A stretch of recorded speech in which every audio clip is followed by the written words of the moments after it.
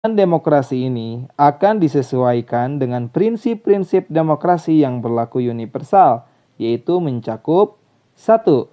Keterlibatan warga negara dalam pembuatan keputusan. Keterlibatan warga negara dalam pemerintahan terutama ditujukan untuk mengendalikan tindakan-tindakan para pemimpin politik. Dalam hal ini, pemilu menjadi salah satu bentuk partisipasi politik rakyat di dalam pemerintahan karena ia menentukan siapa-siapa yang akan menjadi wakil rakyat sekaligus menentukan kebijakan apa saja yang akan dibuat oleh pemerintah. 2. Tingkat persamaan atau kesetaraan tertentu di antara warga negara. Tingkat persamaan yang dimaksud adalah persamaan politik, persamaan hukum, persamaan kesempatan, persamaan ekonomi, dan persamaan sosial atau persamaan hak. 3. Tingkat kebebasan atau kemerdekaan tertentu yang diakui dan dipakai oleh warga negara. Kebebasan yang dimaksud adalah mencakup hak-hak yang tercakup dalam hak-hak asasi manusia, seperti hak politik, hak ekonomi, kesetaraan di depan hukum dan pemerintahan, ekspresi kebudayaan dan hak pribadi. Dan dalam pemahaman yang mendasar, hak-hak tersebut harus diakui dan dilindungi oleh negara. 4. Penghormatan terhadap supremasi hukum. Hukum adalah yang tertinggi karena semua warga negara tanpa kecuali harus patuh dan taat kepada hukum dan bersamaan kedudukannya di depan hukum. Janganlah politik dijadikan panglima, tetapi hukumlah yang harus dijadikan panglima di negara ini agar pemerintahan dapat berjalan sesuai cita rasa keadilan. 5. Pemilu berkala. Untuk menjaga kesinambungan pemerintahan dan pembangunan demokrasi, maka pemilu dapat menjadi suatu alat untuk menegakkan nilai-nilai demokrasi. Demokrasi sebagai sistem politik yang saat ini dianut oleh sebagian besar negara di dunia tentu saja memiliki prinsip-prinsip yang berbeda dengan sistem yang lain.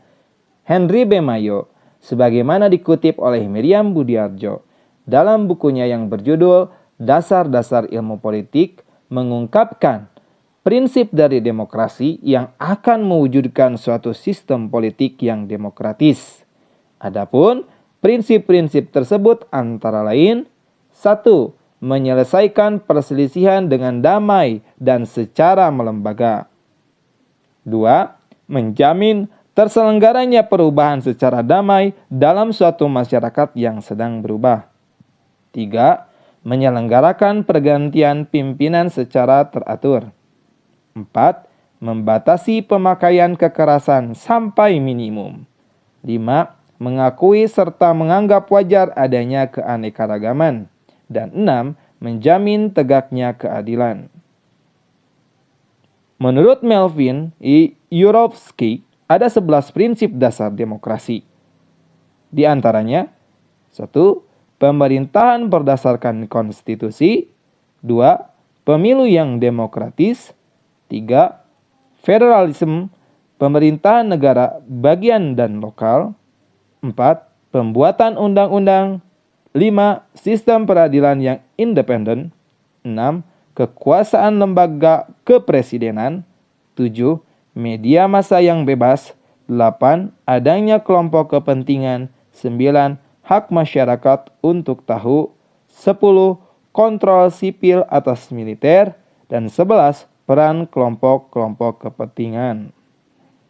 Berdasarkan penjelasan tersebut, dapat disimpulkan bahwa setiap negara di dunia, apapun ideologi negara itu, pasti ingin dianggap sebagai negara yang menerapkan sistem demokrasi. Demokrasi di negara itu dapat diukur berdasarkan asas, ciri, dan prinsip-prinsip demokrasi yang berlaku universal.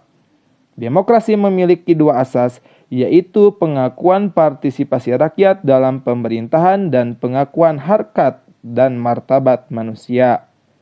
Ciri-ciri pokok pemerintahan yang demokratis yaitu pemerintahan berdasarkan kehendak dan kepentingan umum atau rakyat, adanya pemisahan atau pembagian kekuasaan, adanya pertanggungjawaban oleh pelaksana pemerintah atau eksekutif, dan prinsip-prinsip demokrasi yang berlaku universal, yaitu mencakup keterlibatan warga negara dalam pembuatan keputusan, tingkat persamaan atau kesetaraan tertentu di antara warga negara, tingkat kebebasan atau kemerdekaan tertentu yang diakui dan dipakai oleh para warga negara, penghormatan terhadap supremasi hukum, dan pemilu berkala. Terima kasih telah menyimak video pembelajaran kali ini.